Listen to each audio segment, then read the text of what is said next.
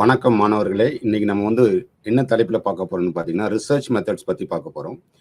இந்த பேப்பரில் பார்த்தீங்கன்னா, முன்னாடி நம்ம என்ன பார்த்தோம்னு பார்த்தீங்கன்னா, பல்வேறு விதமான முறைகள் பார்த்தோங்க. ஆய்வு முறைகள் பார்த்தோம். அதை பற்றின தெளிவான புரிதல் உங்களுக்கு கிடைச்சிருக்குன்னு நினைக்கிறேன். இன்னைக்கு நம்ம என்ன பார்க்க போகிறோம்னு பார்த்தீங்கன்னா, ரிசர்ச் மெத்தட்ஸை பொறுத்த வரைக்கும் நமக்கு பல்வேறு முறைகள் இருக்குங்க. பல்வேறு முறைகள் இருக்குது. அதில் சில குறிப்பிட்ட மெத்தடுன்னு சொன்னால் நிறைய கேட்டகரி சொல்லுவாங்க இல்லையா? அதில் ஒரு குறிப்பிட்ட கேட்டகரி மட்டும் பார்க்கலாங்க. உதாரணமாக குவான்டிடேட்டிவ், குவாலிட்டேட்டிவ் அல்லது மிக்ஸ்டு மெத்தட்னு சொல்லுவாங்க. இது இரண்டும் சேர்ந்த ஒரு மெத்தட்.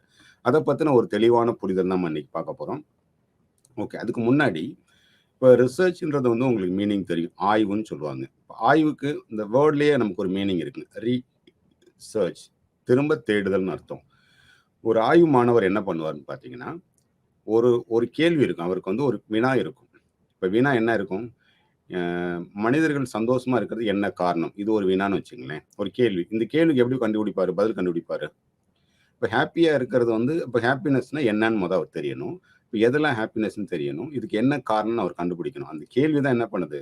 இதை தேட கண்டுபிடிக்கிறது. அப்போ ரீசர்ச், நீ தேடுதல் தான் ஆய்வுன்னு சொல்லுவாங்க. இந்த தேடுதல் இரண்டு விதமா தேடலாம். உதாரணமா பார்த்தீங்க அப்படின்னு சொன்னா, இப்போ தேடும்போது கரெக்டான இத்தனை எனக்கு கிடைச்சது. ஒரு கற்கள்லாம் தேடுறீங்கன்னு வச்சுங்களேன்.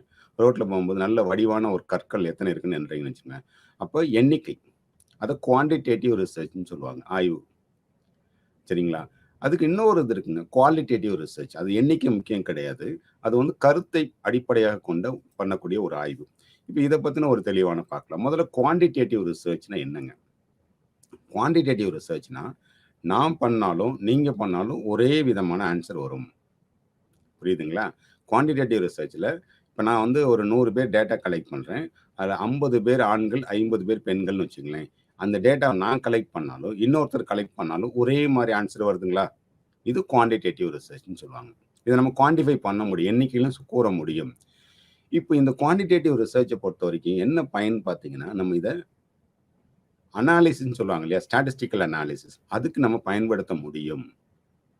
ஆனால் குவாலிட்டேட்டிவ் டேட்டாவில் கலெக்ட் பண்ணிங்கன்னா அதை பயன்படுத்த முடியாது. அப்போ நீங்கள் ஒரு ஃபர்தராக இந்த டேட்டாவுக்கும் தகவலுக்கும் இன்னொரு தகவலுக்கும் தொடர்பு இருக்கா இல்லையா, வேறுபாடு இருக்கா இல்லையா, இந்த மாற்றம் ஏதாவது வருமா இல்லையா, ஃபோர்காஸ்ட் பண்ணுறது, இது எல்லாமே ஸ்டாட்டிஸ்டிக்ஸ் மூலமாக நம்மளால் கண்டுபிடிக்க முடியும். இதுதான் குவான்டிடேட்டிவ் ரிசர்ச். இன்னொன்று, இந்த குவான்டிடேட்டிவ் ரிசர்ச் பார்த்தீங்கன்னா, தகவல்கள் நம்ம கலெக்ட் பண்ணுறோம் இல்லைங்களா, இன்ஃபர்மேஷன்ஸ், டேட்டான்னு சொல்லுவோம். அதை என்ன பண்ணணும், அக்யூரேட்டாக மெஷர் பண்ண முடியும். உதாரணமாக 50 பேர் இருக்கக்கூடிய மாணவர்களுடைய இன்டெலிஜென்ஸ் ஸ்கோர் என்னன்னு பார்க்குறோம் அப்படின்னு சொன்னால் அதை நம்ம கரெக்டாக ஆவரேஜ் பண்ணி சொல்ல முடியும். நியூமரிக்கலாக நம்ம சொல்ல முடியும். அதே மாதிரி அதை கலெக்ட் பண்ணக்கூடிய டேட்டா கலெக்ட் பண்ணுற முறைகள் இருக்குது பார்த்தீங்களா, அது சைக்கோமெட்ரிக் டெஸ்ட்னு சொல்லுவாங்க. இந்த இறுதியில் நம்ம அதை பற்றின ஒரு தெளிவான புரிதல் பார்க்கலாம். அதை கரெக்டாக நம்ம மெஷர் பண்ண முடியும். அதான் குவான்டிடேட்டிவ் ரிசர்ச். குவான்டிடேட்டிவ் ரிசர்ச்சில் என்ன பண்ணுவோம், ஒரு டூல் யூஸ் பண்ணுவோம். அதாவது ஒரு கொஸ்டினர்னு சொல்லுவாங்க. அதை கொடுத்து நம்ம டேட்டா கலெக்ட் பண்ணுவோம். அது நியூமரிக்கலாக சரியாக சொல்ல முடியும். சரி, குவான்டிடேட்டிவ் ரிசர்ச் பெரும்பாலும் நமக்கு தெரிஞ்சதான். ஒரு ஈவெண்ட்டை அப்ஜெக்டிவாக மெஷர் பண்ணக்கூடியது, ஆய்வு பண்ணக்கூடியது, தேடும், அப்ஜெக்டிவாக தேடும். நான் சொன்னாலும் யார் சொன்னாலும் ஒரே மாதிரி ஆன்சர் கொடுக்கும். இந்த குவான்டிடேட்டிவ் ரிசர்ச் என்ன பண்ணணும்னு பார்த்தீங்கன்னா, ஒரு ஹைபாத்திசிஸ், ஒரு கருதுகோள் ஒன்று உருவாக்குவாங்க. நான் ஒரு பதில் சொல்கிறேன், சந்தோஷமாக இருக்கக்கூடிய நபர்கள் அதிகமாக பணம் சம்பாதிப்பார்கள், இல்லை பணம் சம்பாதிப்பவர்கள் அதிகமாக மகிழ்ச்சியாக இருப்பார்கள். இப்போ 2 கருதுகோள் இருக்கு இல்லைங்களா, எது சரின்னு வெரிஃபை பண்ணணும்ல, அந்த ரிசர்ச் அந்த குவான்டிஃபிகேஷனை கண்டுபிடிப்போம். அதை கண்டுபிடிக்க முடியும் இந்த ஆய்வில், குவான்டிடேட்டிவ் ரிசர்ச்சில். அதே மாதிரி குவான்டிடேட்டிவ் ரிசர்ச்சை பொறுத்த வரைக்கும் நீங்கள் ஒரு தியரியில், பெரும்பாலான தியரிலாம் வராங்க இல்லைங்களா, தியரி டெவலப்மெண்ட்னு சொல்லுவாங்க. இந்த தியரி டெவலப்மெண்ட்டுக்கு இதோட இம்பாக்ட் பார்த்தீங்கன்னா சிறிதளவு இருக்கும். அதை தெளிவாக நம்ம சொல்லும். இப்போ நீங்கள் இப்போ ஒரு டெவலப்மெண்டல் ஸ்டேஜஸ் இருக்குன்னு வச்சுங்களேன், அதுக்கு ஒரு நம்பர், ஒரு கட் பாயிண்ட் வைக்கிறோம் இல்லைங்களா, அதுக்கு குவான்டிடேட்டிவ் ஸ்டடீஸ் ரொம்ப யூஸ்ஃபுல்லாக இருக்குங்க. புரியுதுங்களா? அடுத்து என்ன பார்க்கலான்னு பார்த்தீங்கன்னா, குவான்டிடேட்டிவ் ஸ்டடி எப்பவுமே என்ன பண்ணணும்னா, ஸ்மால் சாம்பிளில் பண்ண மாட்டாங்க, ரொம்ப லார்ஜ் சாம்பிள் எடுத்து பண்ணுவாங்க. பட் அப்படி கிடையாது. குவாலிட்டேட்டிவ் ஸ்டடியை பொறுத்த வரைக்கும் குறைவான நபர்கிட்டே பண்ணுவாங்க. சரி, இப்போ உங்களுக்கு ஒரு புரிதல் இருக்குன்னு நினைக்கிறேன். திரும்ப நான் உங்களுக்கு ஒரு சம்மரி பண்ணிடுறேங்க. குவான்டிடேட்டிவ் ரிசர்ச்னா என்ன? யார் ஆய்வு பண்ணாலும் ஒரே மாதிரி ஆன்சர் கொடுக்கும்.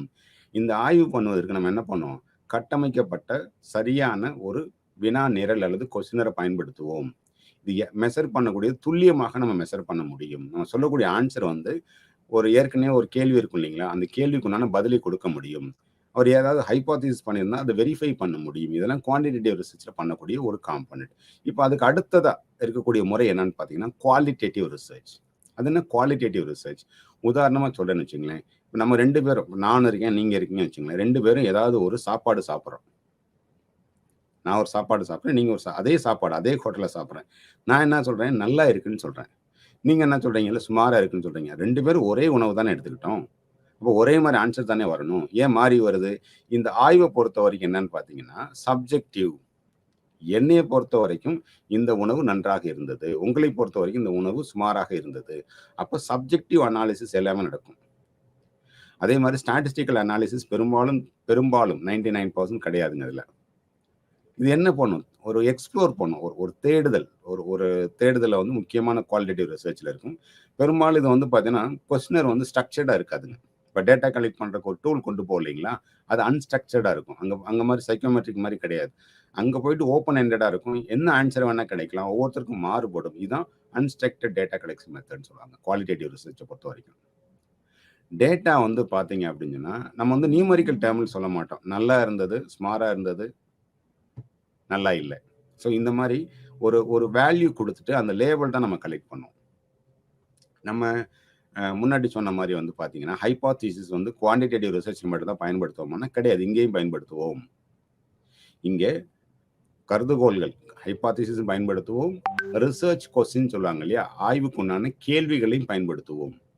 எதுக்கு அந்த கேள்வியில பயன்படுத்துவோம்? சரியான புரிதல் நம்ம வர்றதுக்கு உண்டானது. சயின்டிஃபிக் ஃபினாமினலுக்கு சரியான புரிதல் வேணும் இல்லைங்களா, அதுக்கு நமக்கு தேவைப்படும். இன்னொன்று, பெரும்பாலும் குவாலிட்டேட்டிவ் ரிசர்ச் வந்து பார்த்தீங்கன்னா நிறைய சாம்பிளில் பண்ண மாட்டாங்க, குறைவான எண்ணிக்கையிலே தான் இருக்கும். இந்த கேஸ் ஸ்டடின்னு சொல்லுவாங்க இல்லையா, ஒரு நபர் வந்து மூளையில் வளர்ச்சி இல்லாமல் இருக்காருன்னா அவருக்கு என்ன பிரச்சனை வருதுன்றது அந்த ஒரு நபரை மட்டும் வைத்து படித்து நம்ம சொல்ல முடியும். அப்போ இந்த கேஸ் ஸ்டடி, இந்த குவாலிட்டேட்டிவ் ரிசர்ச்சை பொறுத்த வரைக்கும் நீங்கள் சாம்பிள் அதிகமாக இருக்குன்னு அவசியம் கிடையாது. அதில் இன்னொரு முக்கியமான கூறு என்னன்னு பார்த்தீங்கன்னா குவாலிட்டேட்டிவ்க்கும் குவான்டிடேட்டிவ் டேட்டாவில் கலெக்ட் பண்ணுறது நீங்கள் என்ன பண்ணணும், ஜென்ரலைசேஷன் பண்ண முடியும்.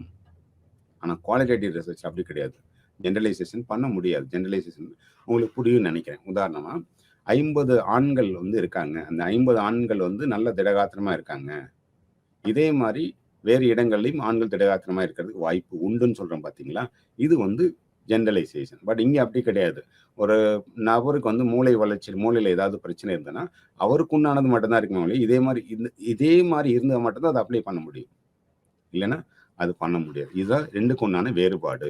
இப்போ உங்களுக்கு வந்து ஒரு புரிதல் கிடைச்சிருக்கும் குவாலிட்டேட்டிவ்க்கும் குவான்டிடேட்டிவ்க்கும். இப்போ நம்ம வந்து என்ன பண்ணுவோம், குவான்டிடேட்டிவ் ரிசர்ச்சை வந்து என்ன மெத்தட் அப்ரோச்சில் நம்ம ஒரு ஆய்வை மேற்கொள்ளணும்னு பார்த்தீங்கன்னா டிடக்டிவ் ரிசர்ச்னு சொல்லுவாங்க. அது என்ன டிடக்டிவ் ரிசர்ச்? இப்போ நீங்கள் வந்து துப்பறியும் அறிஞர்கள்லாம் பார்த்துருப்பீங்க இல்லையா, ஜேம்ஸ் பாண்டு, நம்ம ஊரில் பார்த்தீங்கன்னா நிறைய பேர் இருப்பாங்க, ஜெய்சங்கர், சிஐடி ஜெய்சங்கர், அந்த மாதிரிலாம் கேள்விப்பட்டிருப்பீங்க. அவங்க என்ன பண்ணுவாங்கன்னா அவங்களுக்கு கிடைக்கக்கூடிய துப்புன்னு சொல்லுவாங்க இல்லையா, எவிடன்ஸ் எல்லாமே கலெக்ட் பண்ணி யாருன்னு கண்டுபிடிப்பாங்க. அதான் டிடக்டிவ். இருக்கக்கூடிய எல்லா இன்ஃபர்மேஷனும் கலெக்ட் பண்ணி யாருன்னு கண்டுபிடிப்பாங்க. இதுதான் குவான்டிடேட்டிவ் ரிசர்ச். அதே மாதிரி இன்ஃபர்மேஷன் ஒரு ஆள்கிட்ட மட்டும் கிடையாது, பல்வேறு நபர்கள்ட்ட கலெக்ட் பண்ணி அந்த டேட்டாவை அனலைஸ் பண்ணி ஸோ இதுதான் இது அப்படின்னு சொல்லக்கூடிய முறை தான் quantitative research method. Quantitative research method வந்து என்ன பண்ணுவாங்கன்னா ஹைப்போதீஸை டெஸ்ட் பண்ணுவாங்க. மெயின் இம்பார்ட்டன்ஸ் என்ன, கருதுகோளை டெஸ்ட் பண்ணுவாங்க. பெரும்பாலும் எக்ஸ்பெரிமெண்டல் ரிசர்ச் வந்து இங்கே நடக்கும். ரேண்டம் சாம்பிள் தான் பெரும்பாலும் குவான்டிடேட்டிவ் ரிசர்ச்சில் யூஸ் பண்ணுவாங்க. நான் ரேண்டம் வர்றதுக்கு வாய்ப்புகள் ரொம்ப கம்மி. உதாரணமாக சொல்லணும்னா சர்வே பண்ணுறாங்க இல்லையா, கிளினிக்கல் ஸ்டடி எதாவது பண்ணுறாங்கன்னா அதெல்லாம் குவான்டிடேட்டிவ் ரிசர்ச்சில் வரும். எல்லா டேட்டாவும் என்ன பண்ண முடியும், நம்ம ஸ்டாட்டிஸ்டிக்கில் அனாலிசிஸ் பண்ண முடியும். பட் அந்த அதர் ஹேண்ட் பார்க்கலாம், குவாலிட்டேட்டிவ் ரிசர்ச்சை பொறுத்த வரைக்கும் இண்டக்டிவ்னா ஸ்பெசிஃபிக் டு ஜென்ரல்னு சொல்லுவாங்க.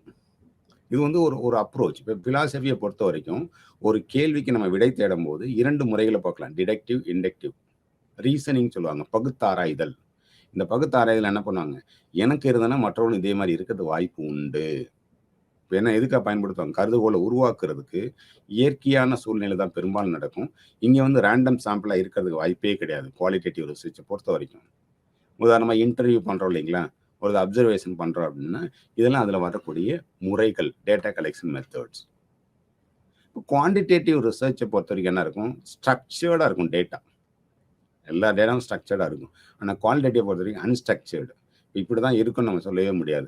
ஒருத்தர்ட்ட ஒரு கேள்வி கேட்கணும்னு வச்சுக்கோங்க. ஒருத்தர் வந்து ஒரு ஆன்சர் குடுத்தாருன்னா, உதாரணமா நீங்க வந்து அ உங்களுடைய attitude towards teacher favourable, unfavourable நீங்க வந்து ஸ்ட்ரக்சர்டா வந்துரும். இங்க அப்படி கிடையாது. அன்ஸ்ட்ரக்சர்டா வருங்க. குவான்டிட்டி ரிசர்ச்ச பொறுத்தவரைக்கும் ஸ்டாட்டிஸ்டிக்கல் அனாலிசிஸ் யூஸ் பண்ணுவோம்.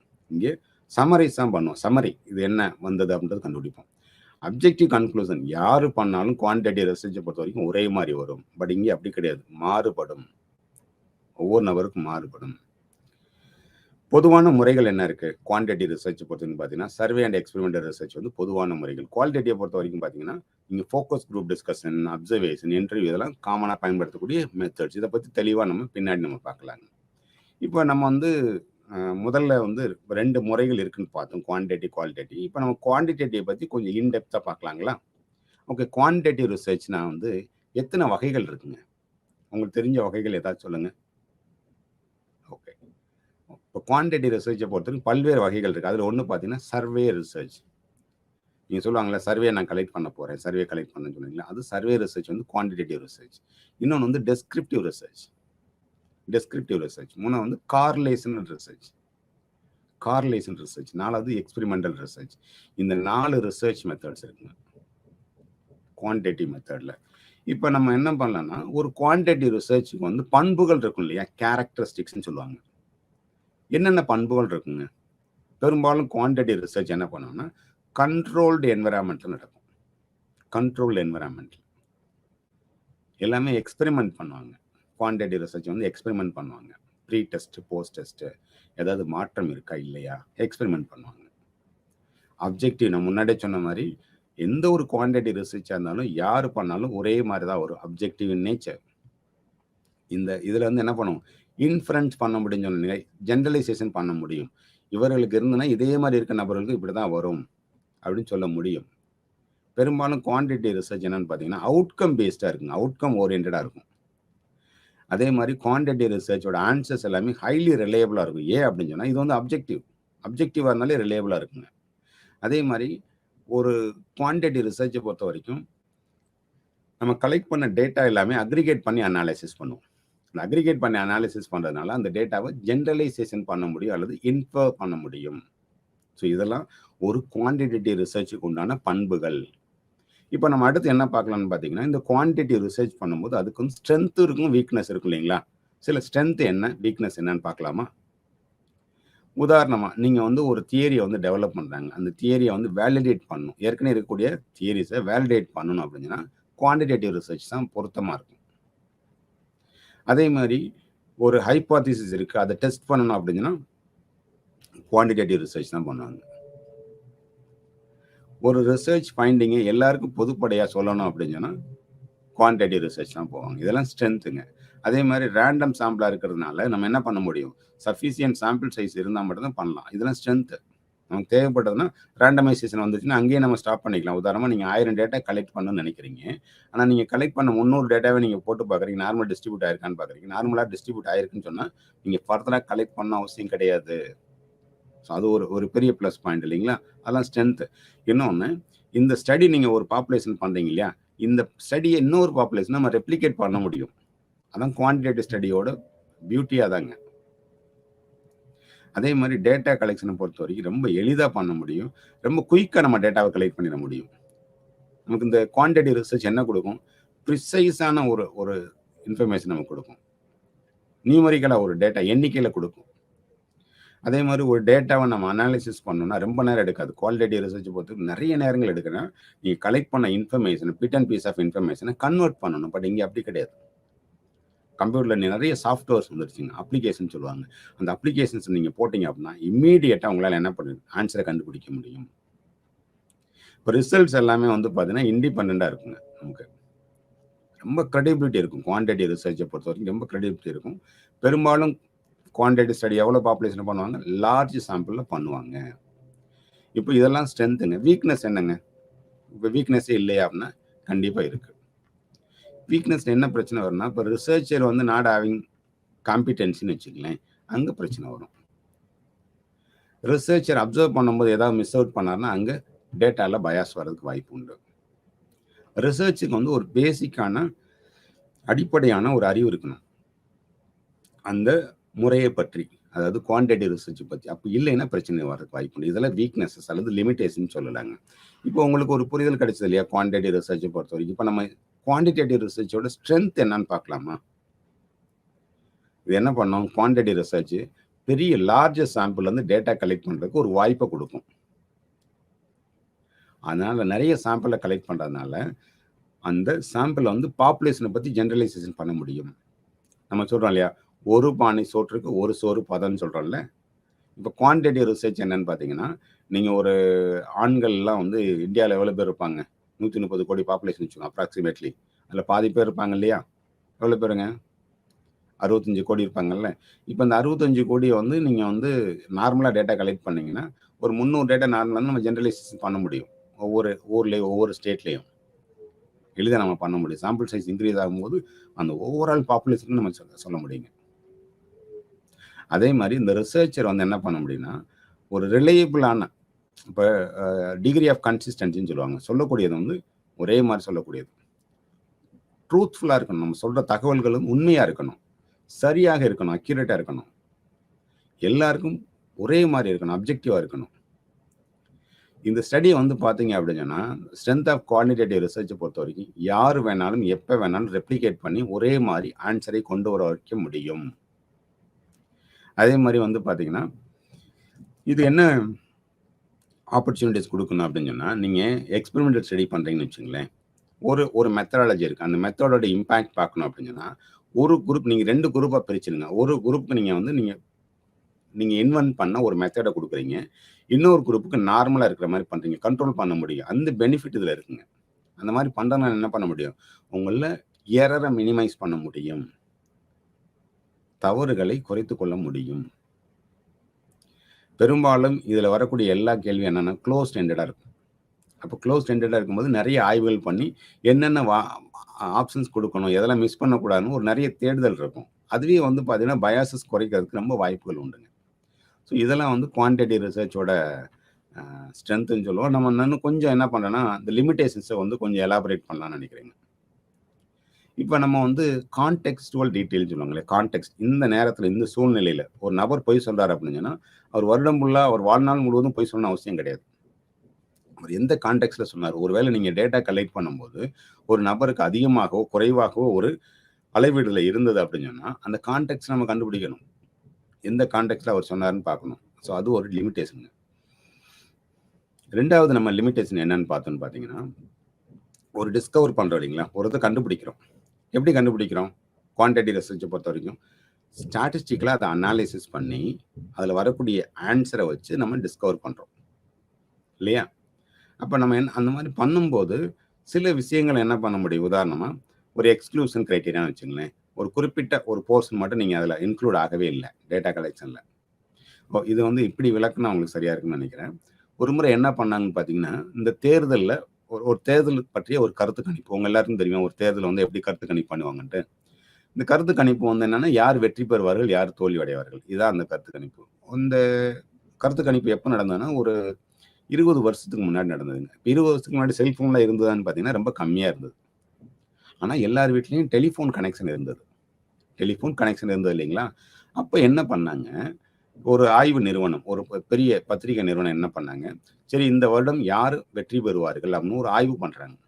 அப்போ ஒவ்வொருத்தங்களுக்காக ஃபோன் பண்ணி கேட்குறாங்க. அவங்களுக்கு இருக்கக்கூடிய ஃபோன் நம்பரை வந்து நீங்கள் யாருக்கு ஓட்டு போடுங்க, அந்த மாதிரி கலெக்ட் பண்ண டேட்டா வந்து பார்த்தீங்கன்னா ஒரு 1000கணக்கான டேட்டா கலெக்ட் பண்ணுறாங்க. அவங்க ஒரு ஆன்சர் சொல்கிறாங்க, இந்த கட்சி ஜெயிப்பாங்கன்னு சொல்கிறாங்க. ஆனால் அந்த தேர்தல் முடிவு எப்படி இருந்ததுன்னா அதுக்கு ஜஸ்ட் ஆப்போசிட்டாக இருந்தது. எல்லாருக்குமே ஆச்சரியம், என்னடா இது இவ்வளோ பேர் டேட்டா கலெக்ட் பண்ணி தவறாயிடுச்சு. ஏன் அங்கே என்ன தவறாச்சு தெரியுங்களா? உங்கள் எல்லாருக்குமே தெரியும், டெலிஃபோன் வச்சுருக்கவங்க எல்லாமே அப்பர் மிடில் கிளாஸாக தான் இருப்பாங்க. அப்பர் மிடில் கிளாஸோட எண்ண ஓட்டமும் லோயர் மிடில் கிளாஸ் இருக்காங்க இல்லைங்களா, அவங்களோட எண்ண ஓட்டம் வேறு வேறாக இருக்கும். அப்போ இதனால தான் என்ன கண்டுபிடிக்கிறாங்க, இந்த ரிசர்ச்சை பொறுத்த வரைக்கும் ஒரு சாராரை மட்டும் நம்ம சார்ந்து டேட்டா கலெக்ட் பண்ணக்கூடாது. இது ஒரு லிமிட்டேஷன். நீங்கள் குவான்டிட்டி ஸ்டடியை பொறுத்த வரைக்கும் எல்லா ஸ்டாட்டாவுக்கும் நம்ம முக்கியத்துவம் கொடுக்கணும். எல்லா குழுவினருக்கும் நமக்கு முக்கியத்துவம் கொடுத்தா மட்டும்தான் ஆன்சர் சரியாக வரும். சரிங்களா? இது இந்த புரிதல் உங்களுக்கு இல்லையா? அதே மாதிரி க்ளோஸ்ட் எண்டடை பொறுத்த வரைக்கும் என்னன்னு பார்த்தீங்கன்னா, இங்கே வந்து சில நேரங்களில் இப்போ நான் வந்து அது தவிர்த்து ஏதாவது சொல்ல விரும்புகிறேன் அப்படின்னு சொன்னால் அங்கே என்னால் சொல்ல முடியாது. இப்போ எல்லாமே க்ளோஸ்டு தானே இருக்கும். ஸோ என்னாவது புதுசாக ஏதாவது சொல்லணும்னு நினைக்கிறேன், அங்கே வாய்ப்பு கிடையாது. அந்த வாய்ப்பு மறுக்கப்படுது. இங்கே வந்து பார்த்தீங்கன்னா குவான்டிட்டி ரிசர்ச் பொறுத்த வரைக்கும் நம்ம கலெக்ட் பண்ண டேட்டா வந்து நேரோ டவுன் பண்ண முடியும், ரொம்ப நேரோ டவுன் பண்ண முடியும். ஆனால் ஜென்ரலாக ரிசர்ச் என்னது, நீங்கள் இன்டெப்த்தாக போனாலும் இது வந்து benefit to the major population தானே இருக்கணும். ஸோ அது ஒரு லிமிடேஷன்ஸ் இருக்குது. ஸோ இதெல்லாம் வந்து some of the limitations of quantitative ரிசர்ச்னு சொல்லுவோம். இப்போ நான் என்ன சொல்ல போகிறேன்னா, குவான்டிட்டிவ் ரிசர்ச்சை பொறுத்த வரைக்கும் எப்படி என்னென்ன வழிமுறைகள் இருக்குது. உதாரணமாக ஒரு ஸ்டெப்ஸ்னு ஏற இல்லையா, ஒரு படிக்கட்டு ஏறி மாடிக்கு போகிறன்ற மாதிரி இந்த குவான்டிடேட்டிவ் ரிசர்ச்சை பண்ணோன்னா முதல்ல என்ன, ஏதாவது ஒரு தியரி எடுத்துக்கங்க. ஒரு தியரி, அந்த தியரி என்ன பண்ணுவோம், ஹைபாத்திசிஸ் ஃப்ரேம் பண்ணுவோம். ஹைபாத்திசிஸ் ஃப்ரேம் பண்ணதுக்கப்புறம் என்ன பண்ணுவோம், ஒரு ரிசர்ச் டிசைனை டெவலப் பண்ணுவோம். ரிசர்ச் டிசைன் வந்ததுக்கப்புறம் நம்ம ஆய்வுக்கு உண்டான வேரியபிள் இருக்குது பார்த்தீங்களா, அதை ஆப்ரேஷனல் கான்செப்டாக கொடுப்போம். நான் என்ன மீன் பண்ணிக்கிறேன் என்னுடைய ஆய்வில் நான் என்ன மீன் பண்ணுறேன்னு சொல்கிறது தான் அது அடுத்து. சரி, நீங்கள் மீன் பண்ணி ஆப்ரேஷன் டெஃபினட் பண்ணிட்டீங்க, அடுத்து என்ன பண்ணுவீங்க, ஒரு ரிசர்ச் எங்கே பண்ண போகிறேன்னு முடிவு பண்ணுவீங்க. யார்கிட்ட டேட்டா கலெக்ட் பண்ண போறீங்க, உங்கள் சாம்பிள் யார், இறுதி பண்ணதுக்கப்புறம் you will collect the data. Collect பண்ணதுக்கப்புறம் என்ன பண்ணுவோம், டேட்டாவை கோடிங் பண்ணுவோம், ஸ்கோரிங் பண்ணுவோம் இல்லையா. ஸ்கோர் பண்ணதுக்கப்புறம் என்ன பண்ணுவோம், டேட்டாவை அனாலிசிஸ் பண்ணுவோம். ஒரு கம்ப்யூட்டரில் ஃபீட் பண்ணி ஒரு அப்ளிகேஷன் பண்ணுவோம். அனாலிசிஸ் பண்ணும்போது நமக்கு என்ன கிடைக்கும், ஒரு ஃபைண்டிங் அல்லது we will come to one conclusion. இப்போ கன்க்ளூஷன் வந்ததுக்கப்புறம் என்ன பண்ணுவோம், இந்த கன்க்ளூஷன் வந்து அப்ளிகேஷன் சொல்லுவோம். அதை என்ன பப்ளிஷ் பண்ணி எங்கெங்கே பயன்படுன்னு சொல்லுவோம். இதெல்லாம் வந்து குவான்டிடேட்டிவ் ரிசர்ச்சில் நடைபெறக்கூடிய படிநிலைகள்னு சொல்லுவாங்க. இந்த படிநிலைகள் உங்களுக்கு புரிஞ்சுதுங்களா. அடுத்து வந்து என்ன பண்ணணும்னா, இப்போ குவான்டிடேட்டிவ் ரிசர்ச் மெத்தடை பொறுத்த வரைக்கும் ரெண்டு மேஜர் கேட்டகரியாக பிரிக்கலாங்க. அது என்னன்னு பார்க்கலாமா. ஒரு மேஜர் கேட்டகரி என்னன்னு பார்த்தீங்கன்னா நான் எக்ஸ்பெரிமெண்டல் ரிசர்ச், இன்னொன்று எக்ஸ்பெரிமெண்டல் ரிசர்ச் மெத்தட். முதல்ல உங்களுக்கு என்ன தெரியணும், எக்ஸ்பெரிமெண்டல் ரிசர்ச்னா என்னன்னு தெரியணும், நான் எக்ஸ்பெரிமெண்டல் ரிசர்ச்னா என்னன்னு தெரியணும். இப்போ எக்ஸ்பெரிமெண்டல் ரிசர்ச் அப்படின்னு சொன்னால், நீங்கள் உதாரணமாக லெபார்டரி கேள்விப்பட்டிருக்கீங்க இல்லையா. ஒரு லேப்னு சொன்னால் ஒரு கண்ட்ரோல்டு என்விரான்மெண்ட் இருக்கும், அதுக்குள்ளே ஆய்வு பண்ணுவாங்க. எக்ஸ்பெரிமெண்டல் ரிசர்ச் வந்து one of the quantitative research. அங்கே என்ன பண்ணாங்க, ப்ரீ எக்ஸ்பெரிமெண்டல் ரிசர்ச் மெத்தட் இருக்குது, குவாசி எக்ஸ்பெரிமெண்டல் ரிசர்ச் இருக்குது, ட்ரூ எக்ஸ்பெரிமெண்டல் ரிசர்ச் இருக்குது, single subject research experimental method இருக்குங்க. இது என்னன்னு பார்த்தீங்க அப்படின்னு சொன்னால், ஒரு எக்ஸ்பெரிமெண்ட் பண்ணும்போது ஒரே ஒரு டெஸ்ட் ஸ்கோரை மட்டும் வச்சு பண்ணுறது. 2 குரூப் எடுக்கிறீங்க, ஒரு குரூப் ட்ரைனிங் கொடுக்குறீங்க, ஒரு குரூப் ட்ரைனிங் கொடுக்கல, 2 பேரோட டெஸ்ட் நீங்கள் கண்டக்ட் பண்ணீங்க. ட்ரைனிங் முடிச்சதுக்கப்புறம் எதில் நல்லா இருக்குது, அந்த எந்த குரூப் மார்க் நல்லா இருக்கோ அது நல்லா இருக்குன்னு சொல்லுவோம். அந்த மெத்தட் வந்து பெஸ்ட்டுன்னு சொல்கிறோம். இது pre experimental research method. Quasi experimental, true எக்ஸ்பெரிமெண்டல்னு சொல்லுவாங்க. Pre test, post test. Pre test என்னன்னு பார்த்தீங்கன்னா 2 குரூப்பாக பிரிக்கிறீங்க. ஒரு எக்ஸ்பெரிமெண்டல் குரூப், ஒரு கண்ட்ரோல் குரூப்பாக பிரிக்கிறீங்க. எக்ஸ்பெரிமெண்டல் குரூப்புக்கு ஒரு டெஸ்ட்டு, கண்ட்ரோல் குரூப் ஒரு டெஸ்ட்டு. 2 பேருக்கும் ஒரே டெஸ்ட்டு தாங்க, சரிங்களா. அடுத்து ஒரு முக்கியமான நிலை என்னன்னு பார்த்தீங்கன்னா, கண்ட்ரோல் குரூப்புக்கும் எக்ஸ்பெரிமெண்டல் குரூப்புக்கும் அந்த லெவல் இருக்குது பார்த்தீங்களா, ஒரே மாதிரி இருக்கணும், மாறக்கூடாது. ஏன் மாறக்கூடாதுன்னு தெரியுங்களா. ஏன்னா உதாரணமாக நீங்கள் எக்ஸ்பெரிமெண்டல் குரூப்பில் வர நபர்கள் எல்லாமே நல்லா படிக்கக்கூடிய மாணவர்களும், கண்ட்ரோல் குரூப்பில் இருக்கக்கூடிய மாணவர்களும் நல்லா படிக்காத மாணவர்கள் வச்சுருந்தீங்கன்னா என்ன ஆகும், ஆட்டோமேட்டிக்காக எக்ஸ்பெரிமெண்டல் குரூப் தான் நல்லா பெர்ஃபார்ம் பண்ணுவாங்க. ஏன்னா அதில் குரூப்பில் உள்ள எல்லாருமே ஒரே மாதிரி இருக்காங்க. அப்போ அந்த குரூப்புக்கு நம்ம செலக்ட் பண்ணும்போது எப்படி செலக்ட் பண்ணுங்க, எக்ஸ்பெரிமெண்ட் ஸ்டடி பண்ணும்போது 2 குரூப் பிரிக்கிறீங்க. 2 குரூப்பில் 10 பேர் பண்ணால் இதில் படிக்கிறோட ஆவரேஜும் அதில் படிக்கக்கூடிய ஆவரேஜும் ஒரே மாதிரி இருக்கணுங்க. அந்த 10 பேரோட ஆவரேஜ் 50னா அந்த 10 பேரோட ஆவரேஜ் 50 இருக்கணும். அப்போ தான் நம்ம பண்ணக்கூடிய ஆய்வினுடைய முடிவுகள் சரியாக இருக்கும். புரிஞ்சுங்களா. ஓகே. அடுத்து வந்து நான் எக்ஸ்பெரிமெண்டல் ரிசர்ச் மெத்தட். நான் எக்ஸ்பெரிமெண்டல் ரிசர்ச் மெத்தட் உதாரணமாக என்ன பண்ணும், ஒரு ரோட்டில் வண்டி போயிட்டுருக்குன்னு வச்சுங்களேன், ஒரு ஒரு பர்டிகுலர் குறிப்பிட்ட நிறமுடைய வாகனம் எத்தனை போகுதுன்னு பார்க்குறோம், அப்சர்வ் பண்ணுறோம் இல்லைங்களா. ஓகே, எல்லோ கலரில் 6 போகுது, ப்ளூ கலரில் 5 போகுது, ரெட் கலரில் எவ்வளோ போகுது, ஒவ்வொரு கலருக்கும் ஒரு இது போடுறீங்க. இது வந்து அப்சர்வேஷன் மெத்தட்னு பேர். இது நான் எக்ஸ்பெரிமெண்டல் ரிசர்ச். இது நேச்சுரல் செட்டிங்லேயும் நடக்கும், கண்ட்ரோல் என்விரான்மெண்ட்டில் நடக்கும். நேச்சுரல் செட்டிங்கில் நடக்கிறது ஒன்று, கண்ட்ரோல் என்விரான்மெண்ட்டில் நடக்கும்.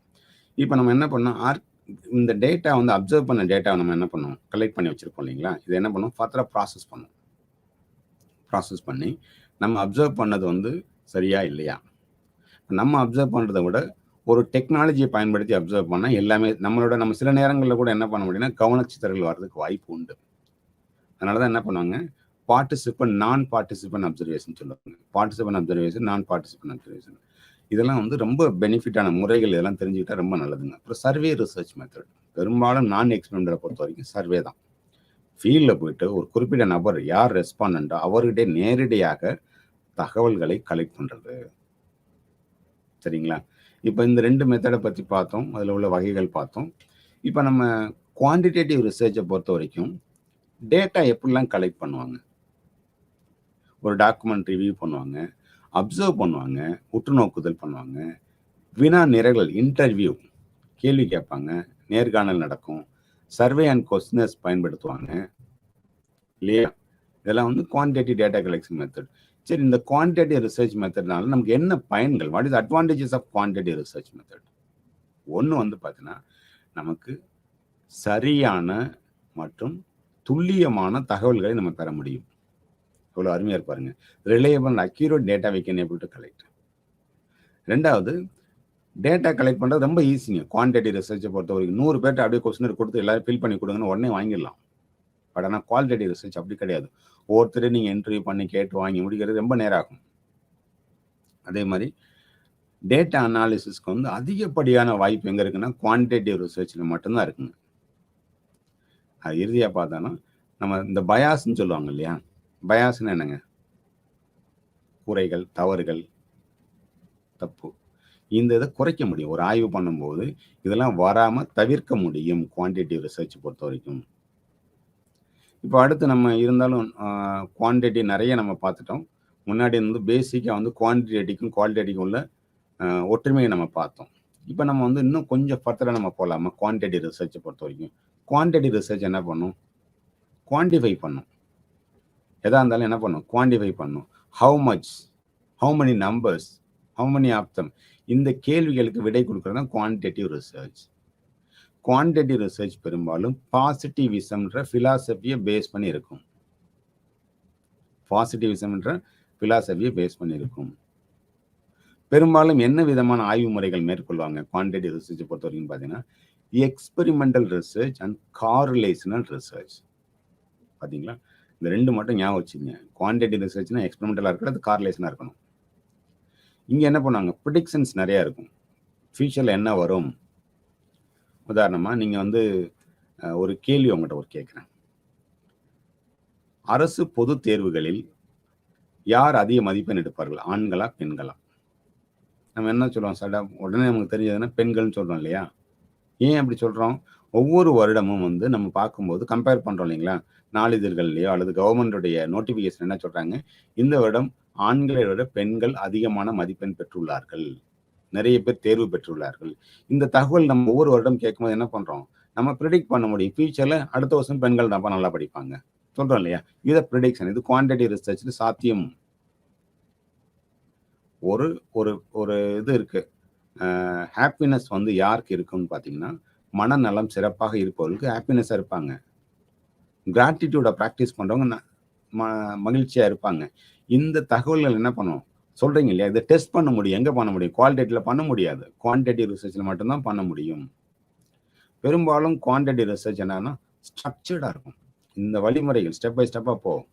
ப்ரீ டிட்டர்மைண்டு, நான் முன்னாடி சொன்னேன் இல்லைங்களா, வழி, இந்த வழியில் தான் போகணுன்னு இருக்கும். பெரும்பாலும் குவான்டிடேட்டிவ் ரிசர்ச் லார்ஜ் சாம்பிளை தான் கண்டக்ட் பண்ணுவாங்க. ஏன் லார்ஜ் சாம்பிளை கண்டக்ட் பண்ணுறாங்கன்னா, அப்போ தான் நம்ம அந்த டிஸ்ட்ரிபியூஷன், நார்மல் டிஸ்ட்ரிபியூஷன் சொல்லுவாங்க. நார்மல் டிஸ்ட்ரிபியூஷன் வர்றதுக்கு லார்ஜ் சாம்பிள் மட்டும்தான் சரியாக வரும். அதே மாதிரி ரொம்ப ப்ரிசைஸாக இருக்கும். நம்ம சொல்லக்கூடிய ஒரு முடிவுகள், ஃபைண்டிங் சொல்கிறோம் இல்லைங்களா, கன்க்ளூஷன்ஸ் எல்லாமே ப்ரிசைஸாக இருக்கும். அது நியூமரிக்கலாக சொல்லுவோம். அதான் அனதர் ப்ளஸ் பாயிண்ட்டுங்க. குவாலிட்டேட்டிவ் ரிசர்ச்சை பொறுத்த வரைக்கும் என்ன ஃபோக்கஸ் பண்ணணும்னா, ஃபீச்சர்ஸ் சொல்லும், என்னென்ன குவாலிட்டிஸ் இருக்குன்னு சொல்லும். அந்த ஃபிலாசபியை பொறுத்த வரைக்கும் ஃபினாமினாலஜின்னு ஒன்று சொல்லுவாங்க. ஃபினாமினாலஜின்னு சொல்லக்கூடிய அந்த முறையை ஃபாலோ பண்ணக்கூடிய தான் குவாலிட்டேட்டிவ் ரிசர்ச். என்னென்ன மெத்தட் இருக்குது? அப்சர்வேஷன் இருக்குது, எத்னோகிராஃபி இருக்குது. எத்னோகிராஃபினா எத்தனோனா கல்ச்சர். அந்த கல்ச்சரில் இருக்கக்கூடிய பீப்புளை போய் அங்கேயே படிக்கிறது. Understand meaning. இதெல்லாம் எங்கே நடக்கும்? ஒரு மீனிங் இருக்குது, இது ஏன் இப்படி நடக்குது, இதில் என்ன இருக்குது, ஏன் இந்த மாதிரி நமக்கு நடக்குது, அதெல்லாம் கண்டுபிடிக்கலாம். என்னது? Qualitative research. இது பெரும்பாலும் ஃப்ளெக்சிபிளாக இருக்கும், but it is an dynamic, emerging, மாறிக்கிட்டே இருக்கக்கூடிய ஒன்று. பெரும்பாலும் ஸ்மால் சாம்பிளை தான் பண்ணுவாங்க. There is a purpose. நம்ம ஒரு ஆய்வு பண்ணுறதுக்கு ஒரு பர்பஸ் இருக்கும். இன்டர்வியூ பண்ணக்கூடியது, அப்சர்வேஷன் பண்ணுறது, அதெல்லாம் வந்து எதில் வரும்? டேட்டா கலெக்ஷன் இருக்கக்கூடிய குவாலிட்டேட்டிவ் மெத்தட்ஸில் வரும். அடுத்து பார்த்தீங்க அப்படின்னு சொன்னால் ரொம்ப காம்ப்ரிஹென்சிவாக இருக்கும். டிஸ்கிரைப் அண்ட் டீட்டெயிலாக சொல்லுவாங்க. ஏன் இது வந்து இந்த படம் மூவி ரிவ்யூ இருக்குது பார்த்தீங்களா? The best example for qualitative research, content analysis. சரியா? உங்களுக்கு தெரிஞ்ச ஒரு விளக்கன்றதுனால உங்களுக்கு ரொம்ப க்ளோஸாக நீங்கள் கனெக்ட் பண்ண முடியும். ஒரு இதை இன்டெப்த்தாக நீங்கள் அண்டர்ஸ்டாண்ட் பண்ணணும்னா குவாலிட்டேட்டிவ் ரிசர்ச் தாங்க போகணும். ஒரு ரிசல்ட்டை நீங்கள் ஜென்ரலைஸ் பண்ணணும்னா குவான்டிடேட்டிவ் போகணுங்க. புரியுதுங்களா? ஸ்ட்ரக்சர்டாக இருந்தால் குவான்டிடேட்டிவ், அன்ஸ்ட்ரக்சர்டாக இருந்தால் என்னது? குவாலிட்டேட்டிவ். ஸ்டாட்டிஸ்டிக்ஸ் வந்து பெரும்பாலும் எங்கே கிடையாது? குவாலிட்டேட்டிவில் கிடையாது, ஆனால் குவான்டிட்டியில் உண்டு. பெரும்பாலும் ஒரு வேகுவான சப்ஜெக்டிவான ஒரு இதை வர்றது என்னது? குவாலிட்டேட்டிவ். அப்படி கிடையாது, கிளியராக இருக்க டிஃபைன் பண்ணியிருந்தாங்கன்னா அது குவான்டிடேட்டிவ். ஒரு தியரியை டெவலப் பண்ணுறது என்னது? Qualitative research. ஒரு தியரி வெரிஃபை பண்ணுறது குவான்டிடேட்டிவ் ரிசர்ச். ஓகே, இப்போ நம்ம என்ன பார்த்தோன்னா ஒரு குவான்டிடேட்டிவ் குவாலிட்டேட்டிவை பற்றி நிறைய தகவல்களை நீங்கள் பார்த்துருப்பீங்க. நானும் அதே வார்த்தைகளை மறுபடியும் உங்களுக்கு சொல்லிகிட்டே இருக்கேன். இந்த ஆய்வு பொறுத்த வரைக்கும் மேஜராக 3 வகையாக பிரிப்பாங்க: quantitative, qualitative and mixed method. இதை புரிதல் நமக்கு இருந்தால் மட்டும்தான் என்ன பண்ணணும், நம்ம ஆய்வு மேற்கொள்ளும் போது சரியான முறைகளை எடுத்து நம்ம ஆய்வு பண்ண முடியும். இப்போ சரிங்க, இப்போ குவான்டிடேட்டிவ் ரிசர்ச்சில் நிறைய மெத்தட் சொன்னீங்க சார். இப்போ குவாலிட்டேட்டிவ் ரிசர்ச்சில் என்னென்ன மெத்தட் இருக்கு? எஸ், நிறைய இருக்குங்க. உதாரணமாக நீங்கள் ஆக்சன் ரிசர்ச் இருக்கு பார்த்தீங்களா, ethnographic research, grounded theory, focused group research, narrative research, discourse analysis, phenomenological research. இதெல்லாம் என்னது? குவாலிட்டேட்டிவ் ரிசர்ச்சில் வரக்கூடிய மெத்தட்ஸ். திரும்ப நான் சொல்லட்டுமா? எத்னோகிராஃபிக் ரிசர்ச்சுங்க, கிரவுண்டட் தியரி. இதை பற்றி தெளிவாக நம்ம பின்னாடி வரக்கூடிய ஸ்லைடில் 1 by 1 நம்ம டீட்டெயிலாக பார்க்கலாம். 3வது நரேட்டிவ். 4வது என்னது? Case studies. எல்லாருக்கும் உங்களுக்கு தெரிஞ்ச ஒரு காமனாக இருக்கக்கூடிய கேஸ் ஸ்டடீஸ். 5வது என்னது? ஃபினாமினாலஜி. 6வது historical. we will see 1 by 1 in the later. இப்போ இந்த குவான்டிடேட்டிவ் ரிசர்ச் எப்படி பண்ணாங்கன்னா 1-to-1 இன்டர்வியூ தான் சொன்னேன். நம்ம வந்து கொஸ்டினர் கொடுத்து ஒரே நேரத்தில் 1000 பேர்ட்ட டேட்டா கலெக்ட் பண்ண மாட்டோம். 1-to-1 face-to-face interview. அல்லது ஒரு ஸ்மால் குரூப் ஆஃப் சாம்பிள் இருப்பாங்க இல்லையா, அவங்க எல்லாரையும் உட்கார வச்சுட்டு ஒரு சின்ன ஒரு 10 பேர் அல்லது 6லேருந்து 10 பேர் வரைக்கும் உட்கார வச்சு ஒரு டாபிக் கொடுத்து அவங்கள்ட்ட ஃபோக்கஸ்டு குரூப் டிஸ்கஷன், உங்களுடைய பதில்களை சொல்லுங்க, உங்களுடைய இதை சொல்லுங்கன்னு சொல்கிறோம் இல்லையா, அது focus group discussion. Ethnographic research, எத்தனைனா ஒரு கல்ச்சரில் போய் அந்த இடத்துல இருந்து அவங்க எப்படி பழகுறாங்க, ஏன் கம்யூனிகேட் பண்ணுறாங்க, என்ன விதமான வாழ்வியல் முறைகளை அவங்க வச்சுருக்காங்க, இதெல்லாம் படிக்கிறது தான் ethnographic research. Indians, Asian, Eurasians, Europeans, Americans, Australian. So ஒவ்வொரு கான்டினென்ட்டில் போய் அவங்க சூழ்நிலை இருந்து தங்கி அவங்கள பற்றின முழுமையான ஒரு புரிதலை வெளி உலகத்துக்கு கொண்டு வரது பேர் தான் எத்னோகிராஃபிக் ரிசர்ச். அடுத்து கேஸ் ஸ்டடி. கேஸ் ஸ்டடி வந்து நம்ம பெரும்பாலும் வந்து கிளினிக்கல் செட்டிங்கில் பெரும்பாலும் நடக்கும். பட் இன்னைக்கு வந்து பார்த்தீங்கன்னா எல்லா துறைகள்லையும் இந்த கேஸ் ஸ்டடி பண்ண ஆரம்பிச்சிட்டாங்க. சரிங்களா? ஸோ இதெல்லாம் முக்கியமான மெத்தட்ஸ். இப்போ நம்ம வந்து முன்ன நாம் பார்த்த மாதிரி குவான்டிடேட்டிவ் ரிசர்ச்சில் நிறைய பண்புகள் பார்த்தோம் இல்லைங்களா, அதே மாதிரி குவாலிட்டேட்டிவ் ரிசர்ச்சுக்கு ஏதாவது கேரக்டரிஸ்டிக்ஸ் இருக்குங்களா, பண்புகள் இருக்குன்னா எஸ். குவாலிட்டேட்டிவ் ரிசர்ச்சோட பண்புகள் என்ன? இண்டக்டிவ் இன் நேச்சர் இல்லையா, ரிஃப்ளெக்டிவ் இன் நேச்சர். பெரும்பாலும் ஓப்பன் எண்டட் கொஸ்டின்ஸ் தான் இதில் அதிகமாக இருக்கும், க்ளோஸ்ட் எண்டட் இருக்காது. உங்களுடைய வெற்றிக்கு காரணம் என்ன? அப்போ நம்ம ஒன்றுன்னா எழுதுவோம். இப்போ என்னோட வெற்றிக்கு சிலது காரணமாக இருக்கும், இன்னொருத்தருடைய வெற்றிக்கு வேற காரணமாக இருக்கும். இப்போ ஒரே மாதிரி ஆன்சர் வராது. க்ளோஸ்டாக இருந்தால் ஒரே ஒரு ஆன்சர் தான் எல்லாருக்கும் வரும், அதான் அப்ஜெக்டிவ். பட் இங்கே சப்ஜெக்டிவ். என்ன பண்ணுவோம்? குவாலிட்டேட்டிவ் ரிசர்ச்சில் யூ வில் அப்ரிசியேட் பண்ணுவோம், சப்ஜெக்டிவிட்டியாக அப்ரிசியேட் பண்ணுவோம். ஆமாம், எல்லாருக்கும் ஒரே மாதிரி இருக்கிறது வாய்ப்பு இல்லை, ஒவ்வொரு நபர்கள் வேறுபடுவாங்க. குவாலிட்டேட்டிவ் ரிசர்ச்சை பொறுத்த வரைக்கும் அந்த ஆய்வு முறைகளை வந்து ஃபோக்கஸ் பண்ணும், குவாலிட்டியை வந்து ஃபோக்கஸ் பண்ணும். அதே மாதிரி காம்ப்ளெக்சிட்டி ரொம்ப அதிகமாக இருக்கும். இதெல்லாம் பண்புகள்னு சொல்லுவாங்க. இன்னொன்று வந்து பார்த்தீங்கன்னா ஒரு கான்டெக்ஸ்ட் இருக்குன்னு வச்சுக்கோங்களேன். இந்த சூழ்நிலையில என்ன மாதிரியான விளைவுகள் வரும், என்ன மாதிரி மாற்றங்கள் நடக்கும், என்ன மாதிரி பண்புகள் இருக்கும், ஒரு வாழ்க்கையினுடைய தேடுதல் என்ன, வாழ்க்கை தேவையான கருவிகள் என்ன, பார்ட்டிசிபெண்ட்டோட ரிலேஷன்ஷிப் எப்படி இருக்கணும், ஒரு ஆய்வாளனுடைய திறன்கள் என்ன இருக்கணும், என்னென்ன கேள்விகள் கேட்கணும், எப்படி நம்ம அந்த கான்டெக்ஸ்டுக்கு ஏற்ற மாதிரி சூழ்நிலைக்கு தகுந்த மாதிரி அதை பயன்படுத்தணும். இதெல்லாம் எதில் வரும்? குவாலிட்டேட்டிவ் ரிசர்ச்சில் வரக்கூடியது. இது எல்லாமே சப்ஜெக்டிவ். அப்போ ஒரு ஆய்வு பண்ணக்கூடிய மாணவர், ஒரு ஆய்வு செய்யக்கூடியவருக்கு அனுபவம் இருந்தால் இந்த மெத்தட் வந்து அதிகமாக இருக்கும். பெரும்பாலும் நான் என்ன சொல்லுவேன்னா, என்னுடைய மாணவர்கள்ட்ட, சார் நான் வந்து குவாலிட்டேட்டிவ் ரிசர்ச் போட்டுமா குவான்டிட்டேட்டிவ் போட்டுமான்னு சொல்லுவேன். முதல்ல ட்ரெயின் ஆகும்போது நம்ம என்ன பண்ணோம், நீச்சல் பழகிறோன்னு வச்சுக்கலேன். எங்கே நீச்சல் பழகுவோங்க? பெரும்பாலும் சொல்லுங்களேன், ஆழம் இல்லாத பகுதியில் நீச்சல் பண்ணுவோம் இல்லையா? அதுக்கப்புறம் ஆழமான பகுதியில் நீச்சல் பண்ணுவோம். இப்போ உங்களுக்கு வந்து குவான்டிடேட்டிவ் ரிசர்ச், குவாலிட்டேட்டிவ் ரிசர்ச் எது ஆழமானது?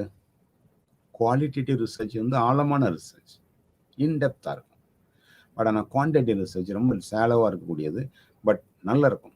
ஒரு வண்டி ஓட்ட கற்றுக்கும் போது முதல்ல எதை கற்றுக்கணும்னு இருக்கு இல்லைங்களா? அந்த கற்றுக்கணும்னு ஒரு ஆய்வு பண்ணக்கூடியவர் நான் விரும்புகிற எதை கற்றுக்கணும், குவான்டிட்டி நான் சொல்லுவாங்க. என்னுடைய கருத்துல வேறுபாடு இருக்கலாம், பட் இது குவான்டிட்டி நீங்கள் பண்ணிட்டு இரண்டாவது குவாலிட்டேட்டிவ் பண்ணும்போது உங்களுக்கு சரியான முடிவுகள் வரும். ஒரு தெளிவான புரிதல் இருக்கும். குவான்டிட்டி ரிசர்ச் பண்ணால் நிறைய தேடுதல் இருக்கணும், நிறைய புரிதல் இருக்கணும், நிறைய அனுபவம் இருக்கணும். ஓகே, இப்போ புரிஞ்சுதுங்க இல்லைங்களா? இப்போ நீங்கள் வந்து ஒரு புது மாணவர் ஆய்வு செய்ய போகிறவராக இருந்தீங்கன்னா குவான்டிட்டி எடுங்க. ஒரு அனுபவம் வந்ததுக்கப்புறம் குவாலிட்டேட்டிவ் போங்க. எனக்கு தெரிஞ்ச சில பேர்லாம் நான் முதலே குவாலிட்டேட்டிவ் போகணும்னு சொல்லுவாங்க. அவங்க ரொம்ப கான்ஃபிடென்ட்டாக இருப்பாங்க. இல்லை என்னால் நேரம் ஸ்பெண்ட் பண்ண முடியும், நான் நேரம் குவாலிட்டேட்டிவ் ஸ்டடி பண்ணலாம். குவாலிட்டேட்டிவ் ரிசர்ச்சில் நிறைய முறைகள் இருக்குன்னு சொன்னீங்களா? அதில் முக்கியமான ஒரு முறை என்னன்னு பார்த்தீங்கன்னா கேஸ் ஸ்டடி ரிசர்ச். இப்போ கேஸ் ஸ்டடி ரிசர்ச்சில் 2 விதமாக இருக்குங்க. ஒன்று வந்து intrinsic case study, instrumental case study. இப்போ இன்ட்ரின்சிக் அப்படின்னா ஒரு ஸ்பெசிஃபிக் கேஸ் ஆஃப் இன்ட்ரெஸ்ட், நான் இதை வந்து நான் தெரிஞ்சுக்கணும். ஒரே ஒரு நபர்கிட்ட நீங்கள் எடுத்துக்கீங்க. ஒரு உதாரணம் சொல்லலாமா? இப்போ இன்ட்ரின்சிக் அப்படின்னு சொன்னால், ஏன் வந்து பெண்கள் சில நேரங்களில் அவங்க வேறுபடுறாங்க, அவங்களோட ஒப்பீனியனில் வேறுபடுறாங்க, அவங்க நடவடிக்கைகள், அந்த நடத்தைன்னு சொல்லக்கூடிய பிஹேவியரல் சேஞ்சஸ் ஏன் ஆகுது? இது ஒரே ஒரு கேஸ் எடுத்து நீங்கள் பண்ணலாம். இன்ஸ்ட்ருமெண்ட்டை பொறுத்த வரைக்கும் பார்த்தீங்கன்னா, ஒரு பர்டிகுலர் இஷ்யூ எடுத்துக்கிறீங்க. அந்த இஷ்யூ வந்து ஒரு நபர்கிட்ட மட்டும் கிடையாது, பல்வேறு குரூப் ஆஃப் நபர்கிட்ட இருக்கான்னு பார்க்குறது. இப்போ ஜென்ரலைசேஷன் பண்ணுறது, கேஸை வந்து என்ன பண்ணுறது, இங்கே ஒரு நபர்கிட்ட கலெக்ட் பண்ணீங்க, இன்டென்சிவாக கலெக்ட் பண்ணிங்கன்னா நேச்சுரலாக ஜென்ரலைஸ் பண்ண முடியும். ஆனால் அதுவே இன்ஸ்ட்ருமெண்டல் வச்சு பயன்படுத்திங்கன்னா அந்த குரூப்புக்கே நீங்கள் என்ன பண்ண முடியும், ஜென்ரலைஸ் பண்ண முடியும். இப்போ கேஸ் ஸ்டடினா என்னங்க, ஒரே ஒரு நபரை எடுத்து அவரை பற்றி தெளிவான ஒரு படித்தல், ரொம்ப இன்டெப்த்தாக படிக்கிறது. இப்போ கேஸ் ஸ்டடியில் நிறைய வகைகள் இருக்குது, 6 வகைகள் இருக்குங்க. இப்போ நீங்கள் ஆய்வு பார்த்தீங்கன்னா ஒவ்வொரு மெத்தடுமே வந்து ஒரு கிளாஸிஃபிக், குவான்டிடேட்டிவில் சில மெத்தட் இருக்கும், குவாலிட்டேட்டிவில் சில மெத்தட் இருக்கும். அந்த மெத்தடுக்குள்ளே நீங்கள் ஃபர்தராக நீங்கள் எக்ஸ்ப்ளோர் பண்ணிங்கன்னா அதுலேயும் நிறைய மெத்தட் இருக்கும். அதெல்லாம் இப்போ கேஸ் ஸ்டடி எடுத்துக்கிட்டோன்னு வச்சுக்கோங்களேன், 6 விதமான கேஸ் ஸ்டடி இருக்குது. ஒன்று வந்து explanatory case study, descriptive case study, exploratory case study, intrinsic case study, instrumental case study, collective case study. பார்த்தீங்களா எவ்வளோ கேஸ் ஸ்டடி இருக்குன்னு பார்த்தீங்களா? இவ்வளோ கேஸ் ஸ்டடி நம்மகிட்ட இருக்குங்க. ஒரு கேஸ் ஸ்டடி எப்படி பண்ணணும்? முதல்ல என்ன பண்ணணும், ஒரு பாத்தை ஃபார்முலேட் பண்ணணும், அக்யூரேட்டாக இருக்கணும் அந்த பாத். இன்டர்வியூக்கு என்ன பண்ணணுமா, தயார் பண்ணணும். ஒரு தயார் பண்ணதுக்கப்புறம் என்ன பண்ணணும், தகவல்களை கலெக்ட் பண்ணணும் இல்லைங்களா? We have to collect full of information. Then ஃபைனலாக என்ன பண்ணணும், we have to write a case study. என்ன பண்ணணும், கேஸ் ஸ்டடி நம்ம இது பண்ணணும். ஒரு ஸ்ட்ரக்சர் ஆஃப் கேஸ் ஸ்டடி எப்படி இருக்குன்னு பார்த்தீங்கன்னா, ஒரு கேஸ் ஸ்டடி ரிப்போர்ட் நீங்கள் பார்க்குறீங்கன்னா அதில் என்னென்ன கூறுகள் இருக்கும், எப்படிலாம் அதை அரேஞ்ச் பண்ணியிருப்பாங்கன்னு பார்த்தீங்க அப்படின்னு சொன்னால், முதல்ல இன்ட்ரோடக்ஷன் இருக்குங்க. யார் அந்த நபரை பற்றி படிக்கிறேன்னா அந்த நபரை பற்றி, ஒரு ஆர்கனைசேஷன் பற்றி படிக்கிறீங்கன்னா அந்த ஆர்கனைசேஷனை பற்றி ஒரு இன்ட்ரோடக்ஷன் இருக்கும். அதுக்கப்புறம் லிட்ரேச்சர் இருக்கும், ரிவ்யூ ஆஃப் லிட்ரேச்சர்னு சொல்லுவாங்க. லிட்ரேச்சர் ரிவ்யூவில் என்ன பண்ணுவாங்கன்னா, இதே மாதிரி வேறு யாராவது அந்த நபர்களை பற்றியோ, அந்த வேரியபிளை பற்றியோ, அந்த ஆர்கனைசேஷன் பற்றி யாராவது ஸ்டடி பண்ணியிருந்தாங்கன்னா அதை பற்றி வரும். அதுக்கப்புறம் நான் என்னுடைய கேஸ் ஸ்டடியில் என்ன முறையை பயன்படுத்தினேன் அதை டிஸ்கஸ் பண்ணுவாங்க, கலெக்ட் பண்ண டேட்டாவை டிஸ்கஸ் பண்ணுவாங்க. கடைசியாக என்ன பண்ணுவாங்க, கன்க்ளூஷன் கொடுப்பாங்க. இதுதான் வந்து ஒரு கேஸ் ஸ்டடியோட ஸ்ட்ரக்சர். சரிங்க, நான் கேஸ் ஸ்டடி நான் முடிவு பண்ணிட்டேன். நிறைய 6 விதமான கேஸ் ஸ்டடி இருக்கு. நான் கேஸ் ஸ்டடி முடிவு பண்ணிட்டேன். என்ன பண்ணணும், என்ன பண்ணக்கூடாது? என்ன பண்ணக்கூடாதுன்னு பார்த்துடலாங்களா? முதல்ல என்ன பண்ணணும்? Identify the purpose of your case study. நான் ஒரு கேஸ் ஸ்டடி பண்ண முடிவு பண்ணிட்டேன். அது பர்ப்பஸ் என்ன? நோக்கம் என்ன? அது தெரிஞ்சுக்கணும். சரி, அதை கண்டுபிடிச்சிட்டேன். அதுக்கப்புறம் என்ன? We have to focus and we have to increase the concentration in our research. ஏன்னா கேஸ் ஸ்டடியை பொறுத்த வரைக்கும் ஒரே நபரை இன்டெப்த்தாக படிக்கக்கூடிய ஒரு இண்டிவிஜுவல் ஒரு கேஸ் தான் இன்டெப்த்தாக படிப்போம். அப்போ நம்ம முழுமையான ஃபோக்கஸ் உற்றுநோக்கல் இருந்தால் மட்டும்தான் நம்ம சரியான தகவல்களை, அதிகப்படியான தகவல்களை, நம்ம துல்லியமான தகவல் நம்ம பெற முடியும். கான்சன்ட்ரேஷன் அதிகமாக இருக்கணும். இன்னொன்று, கேஸ் ஸ்டடியை பொறுத்த வரைக்கும் எப்படி இருக்கணும்? என்ன இருக்குன்னா, அன்பயாசம் எடுக்கணுங்க. ப்ரிஜுடைஸோ டிஸ்கிரிமினேஷனோ இருக்கக்கூடாது. வேற்றுப்படுத்தி பார்க்குறது நம்ம சுத்தமாக அறவே இருக்கக்கூடாது. அடுத்து என்ன பண்ணணும்? ஒரு ஷெட்யூல் வச்சுக்கணும். ஓகே, நான் வந்து 6 மாதம் இப்போ கேஸ் ஸ்டடி பண்ண போறேன்னா, ஒவ்வொரு மாதம் ஒவ்வொரு 15 நாளுக்கு அப்புறம் என்ன பண்ண போறேன்ற ஒரு ஷெட்யூல் நம்ம கையில் வச்சுக்கணும். நம்ம என்ன பண்ணணும்? செக்ரிகேட் பண்ணணும் டேட்டாவை. மைனர் டேட்டா, மேஜர் டேட்டாவை நம்ம பிரிக்கணும். மைனர் டேட்டா, மேஜர் டேட்டாவை நம்ம பிரிக்கணும்.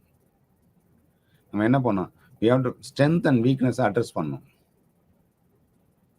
ஸ்ட்ரென்த் அண்ட் வீக்னஸ் என்னன்னு பார்க்கணும். இந்த கேஸ் ஸ்டடியில் என்னென்ன ஸ்ட்ரென்த் இருக்குது, எப்படி நம்ம பண்ண முடியும், என்ன வீக்னஸ் இருக்குது, என்ன பண்ண முடியாது. அதே மாதிரி நம்ம என்ன தெரிஞ்சுக்கணும்னு பார்த்தீங்கன்னா, லிமிட்டேஷன்ஸ் இருக்குது. எல்லா கேஸ் ஸ்டடியுமே வந்து நம்ம எல்லாமே தரவாக படிச்சிட முடியாது. என்ன லிமிட்டேஷன் இருக்குன்னு நம்ம தெரிஞ்சுக்கணும். சரிங்களா? ஸோ இதெல்லாம் நம்ம பண்ணக்கூடியது, என்ன பண்ணக்கூடாதுன்ற நம்ம பார்த்தோம். இப்போ நம்ம பெரும்பாலும் வந்து பார்த்தீங்கன்னா, அந்த ஆய்வு எப்போல்லாம் ஸ்டார்ட் பண்ணாங்க, எப்படி ஒரு மாற்றம் அடைஞ்சுன்னு பார்த்தீங்கன்னா, முதல்ல natural science, social science, humanities இதுதான் ஃபீல்டு இல்லைங்களா? இப்போ நான் முன்னாடி சொன்னேன் குவான்டிடேட்டிவ், குவாலிட்டேட்டிவ் அண்ட் மிக்ஸ்டு மெத்தடுன்னு சொன்னேன். இந்த ரிசர்ச்சை பொறுத்த வரைக்கும் நீங்கள் பார்த்தீங்கன்னா, பல்வேறு காலகட்டங்களில் பல்வேறு அப்ரோச்சஸ் அவங்க பயன்படுத்தினாங்க. அறிவியல் அறிஞர்கள் ஆய்வு பண்ணக்கூடியவங்க பயன்படுத்தினாங்க. முதல்ல வந்து பார்த்தீங்கன்னா, பாசிட்டிவிசம்ன்றது தான் அதிகமாக பயன்படுத்தப்பட்டது. பாசிட்டிவிசம். அப்படியே நீங்கள் ஒவ்வொரு பீரியடாக வந்து பார்த்தீங்கன்னா, ஆந்த்ரோபாலஜிக்கல் ஸ்டடீஸ் இருந்தது, எத்னோகிராஃபி ஸ்டடி இருந்தது, கேஸ் ஸ்டடி இருந்தது, செகண்டரி கேஸ் ஸ்டடி இருந்தது, கிரவுண்டட் தியரி இருந்தது, லாஜிக்கல் பாசிட்டிவிசம். இப்போ நீங்கள் ஒவ்வொரு பீரியட் ஆஃப் டைம் வந்து பார்த்தீங்கன்னா, நம்ம என்ன பண்ணுறோம்? இப்போ நம்ம combination of quantitative and qualitative நம்ம படிக்கிறோம். மிக்ஸ்டு மெத்தட் வந்து 2000க்கு மேலே ரொம்ப பாப்புலராக இருக்குது. பட் ஆனால் 1960 பார்த்தீங்கன்னா, பாசிட்டிவிசம் சொல்லக்கூடிய குவான்டிடேட்டிவ் டேட்டா பண்ணக்கூடிய மட்டும்தான் பெரும்பாலும் பயன்படுத்தப்பட்டது. குவாலிட்டேட்டிவ் இல்லைங்க. அதுக்கப்புறம் தான் குவாலிட்டேட்டிவ் ரிசர்ச் அதிகமாக பயன்படுத்தினாங்க. இந்த குவாலிட்டேட்டிவ் ரிசர்ச்சில் முதல்ல இருக்கக்கூடிய மெத்தட் கேஸ் ஸ்டடி. அதை பற்றின ஒரு சின்ன இன்ட்ரோ உங்களுக்கு கொடுத்துருக்காங்க. ரெண்டாவது வந்து பார்த்தீங்கன்னா, அதுலேயே இன்னொரு மெத்தட் வந்து பார்த்தீங்கன்னா, எத்னோகிராஃபிக் ரிசர்ச்னு சொல்லுவோம். எத்னோகிராஃபிக் ரிசர்ச்னு பார்த்தீங்கன்னா, எத்னோனா பீப்புள்னு அர்த்தம், கிராஃபினா ரைட்டிங்னு அர்த்தம். மக்களை பற்றிய ஒரு எழுத்து. இப்போ மக்களை பற்றி எழுதணும் என்ன பண்ணணும்? அவங்கள பற்றின 2 விதம் இருக்கணும். அவங்கள பற்றின அறிதல் இருக்கணும், புரிதல் இருக்கணும். லாங்குவேஜில் நீங்கள் நல்லா ஸ்ட்ராங்காக இருக்கணும். அப்போ சரியாக எழுத முடியும். ஒரு எத்னோகிராஃபி ஸ்டடி என்ன பண்ணும்? ஒரு சூழ்நிலை எப்படி அந்த இடத்துல இருந்து அவங்க என்னென்ன மாற்றங்கள் நடந்ததுன்னு ஒவ்வொரு லைஃப் அண்ட் டெவலப்மெண்ட்டாக பார்த்து அது கொண்டு வரணும் எத்னோகிராஃபி ரிசர்ச். அந்த மக்களை பற்றி நீங்கள் எழுதுறதா எத்னோகிராஃபிக் ரிசர்ச். பெரும்பாலும் டாக்குமெண்ட்ரிலாம் பார்த்தீங்கன்னா, நீங்கள் பிபிசி, டிஸ்கவரி, நேஷனல் ஜியோகிராஃபிலாம் பார்த்தீங்கன்னா டாக்குமெண்ட்ரி எடுப்பாங்க. பெரும்பாலும் எத்னோகிராஃபிக் ரிசர்ச் ரொம்ப நல்லாயிருக்குங்க. நீங்கள் உங்களுக்கு வாய்ப்பு கிடைக்கும் போது அதை பற்றின புரிதல் வேணும்னா, ஒரு டாக்குமெண்ட்ரி அபவுட் ஒரு பர்டிகுலர் ட்ரைபல் குரூப் பற்றி தெரிஞ்சுக்கணும் அப்படின்னா நீங்கள் பாருங்கள். அது பார்த்தாலே எத்னோகிராஃபிக் ரிசர்ச் தாங்க. அதான் எத்னோகிராஃபிக் ரிசர்ச். எத்னோகிராஃபிக் ரிசர்ச்சை பொறுத்த வரைக்கும் ஒரு ஸ்பெசிஃபிக் லொக்கேஷன் நடக்கும். ஒரு வில்லேஜாக இருக்கணும் அல்லது டவுனாக இருக்கணும். ஒரு இடத்துல வந்து ஸ்பெசிஃபிக் லொக்கேஷன் இருக்கணும். அதுதான் எத்னோகிராஃபிக் ரிசர்ச். இப்போ இந்த எத்னோகிராஃபிக் ரிசர்ச்சுக்கு வந்து பண்புகள் இருக்கும். அது என்ன பண்புகள்? கேரக்டரிஸ்டிக்னு சொல்லுவாங்க. நம்ம எல்லாருக்கும் வந்து பண்புகள் இருக்கு இல்லையா? அதே மாதிரி எத்னோகிராஃபிக் ரிசர்ச்சுக்கும் பண்புகள் இருக்குங்க. என்ன பண்புகள்? இது வந்து பெரும்பாலும் இயற்கையான சூழ்நிலையில் தான் நடைபெறும். இதுங்க எத்னோகிராஃபிக் ரிசர்ச் வந்து நேச்சுரல் செட்டிங்கில் தான் நடக்கும். must be done in natural setting. What else? And ஒரு ஃபீல்டு இருக்குன்னு வச்சுங்களேன், அந்த நேச்சுரல் செட்டிங்கில் ஒரு கிராமத்துலேயோ ஒரு ட்ரைபல் இருக்கக்கூடிய பகுதியிலையோ நீங்கள் படிக்கணும்னா அந்த இடத்துக்கே போய் படிக்கிறது. புரியுதுங்களா? அடுத்து it provides holistic and systematic view of the context. ஒரு ஏன் இந்த மக்கள் இப்படி இருக்காங்க? ஏன் இந்த மக்கள் வந்து நல்லா முன்னேறி இருக்காங்க? ஏன் இந்த மக்கள் முன்னேறவில்லை? அந்த ஹோலிஸ்டிக் அண்டர்ஸ்டாண்டிங் நமக்கு தெரியணும் அப்படின்னு சொன்னா, இந்த எத்னோகிராஃபிக் ரிசர்ச்ல தான் புரியும். அவங்களுடைய வேல்யூ சிஸ்டம், பிலீஃப் சிஸ்டம் ஏன் இருக்கு? என்ன மாதிரி மாற்றங்கள் இருக்கு?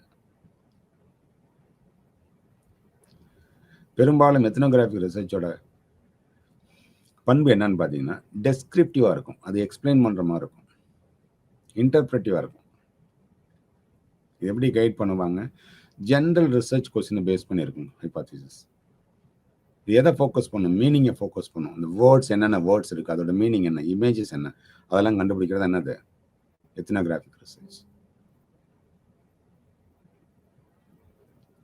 பட் இப்போ எத்னோகிராஃபிக் டைப்ஸ் ஆஃப் எத்னோகிராஃபிக் பார்த்தோம் அப்படின்னா, critical ethnographic, case study ethnographic, realistic எத்னோகிராஃபிக்னு சொல்லுவோம். அதனால் கிரிட்டிக்கல் எத்னோகிராஃபிக். இப்போ எத்னோகிராஃபிக் ரிசர்ச்சில் வகைகள் இருக்கு இல்லைங்களா? அதில் 3 வகைகள் இருக்கு. Critical, case study and realistic. இப்போ கிரிட்டிக்கல் எத்னோகிராஃபிக்கை பொறுத்த வரைக்கும் என்ன பண்ணோம்னா, ஒரு சேஞ்சஸ் நம்ம வந்து ஒரு பிலீஃப் சிஸ்டம், ஏன் இந்த பர்டிகுலர் பிலீஃப் சிஸ்டம் இங்கே இருக்கு? கேஸ் ஒரு பர்டிகுலர் ட்ரைபிள் எடுத்து அதில் உள்ள இண்டிவிஜுவல் எடுத்து படிக்கிறது. ரியலிஸ்டிக், உண்மைக்கு ஒரு ஏற்கனவே ரைட்டிங்ஸ் இருந்தது, அந்த ரைட்டிங்லாம் உண்மையா இல்லையான்னு வெரிஃபை பண்ணுறது. ஸோ இதெல்லாம் வந்து different types of ethnographic research. புரிஞ்சுங்களா? எத்னோகிராஃபிக் ரிசர்ச்சில் என்னென்ன படிப்பாங்க? கல்ச்சரல் படிப்பாங்க. அந்த கல்ச்சரல் குரூப் என்னென்ன காமனாக ஷேர் பண்ணுவாங்க, என்ன பேட்டர்ன் அவங்ககிட்ட இருக்கும், என்ன விதமான நடத்தைகள் இருக்கும், என்ன விதமான நம்பிக்கைகள் அவங்க வச்சுருப்பாங்க, என்னென்ன லாங்குவேஜ் பேசுவாங்க, அந்த இடங்கள், வாழ்விடங்கள் எப்படி இருக்கும், அந்த கலர் எதை அவங்க விரும்புகிறாங்க, எந்த உணவுப் பொருளை அதிகமாக விரும்புகிறாங்க. இப்போ நீங்கள் வந்து பார்த்தீங்கன்னா ஃபுட் அண்ட் ட்ராவல்னு ஒரு டிவியே இருக்குங்க. அதில் பார்த்தீங்கன்னா ஒவ்வொரு கல்ச்சர்லையும் என்ன விதமான ஃபுட் இருக்குது, ஒரு நாள் நல்லா எக்ஸ்ப்ளோர் பண்ணுவார், கம்பைன் பண்ணி பண்ணுவாங்க. சரிங்களா? அதெல்லாம் எத்னோகிராஃபிக்கில் இருக்கக்கூடிய வகைகள், அதில் இருக்கக்கூடிய முறைகள். இப்போ நம்ம வந்து எத்னோகிராஃபிக் ரிசர்ச், குவாலிட்டேட்டிவ் ரிசர்ச்சில் நீங்கள் என்னென்னு தெரிஞ்சுக்கிட்டீங்க. மக்களை பற்றின எழுதப்பட்ட நூல்களை ஆராய்ந்து அது சரியா இல்லையான்னு சொல்லி பார்க்குறது இல்லையா? அடுத்து நம்ம பார்க்க போகிறது வந்து பார்த்தீங்கன்னா கிரவுண்டட் தியரி. கிரவுண்டட் தியரி அப்படின்னா இதில் 3 விதமான கோடிங் இருக்குங்க. கிரவுண்டட் தியரினா இருக்கக்கூடிய தகவல்கள், நீங்கள் ஒரு இடத்துல போய் டேட்டா கலெக்ட் பண்ணுறீங்க, கலெக்ட் பண்ண தகவலை வச்சு ஒரு தியரியை பில்ட் பண்ணுறது, அதான் கிரவுண்டட் தியரி. இதில் வந்து 3 விதமான கோடிங் பண்ணுவாங்க. ஒன்று வந்து ஓப்பன் கோடிங் சொல்லுவாங்க, இரண்டாவது ஆக்சியல் கோடிங், மூன்றாவது செலக்டிவ் கோடிங் சொல்லுவாங்க. அதான ஓப்பன் கோடிங். ஓப்பன் கோடிங் என்ன பண்ணாங்கன்னா, நீங்கள் ஒரு டேட்டா கலெக்ட் பண்ணுறீங்க, அந்த டேட்டாவை கன்செப்சுவலைசேஷன் பண்ணி பிரேக் டவுன் பண்ணுவீங்க, அந்த கான்செப்டை கோட் பண்ணுறது இல்லையா?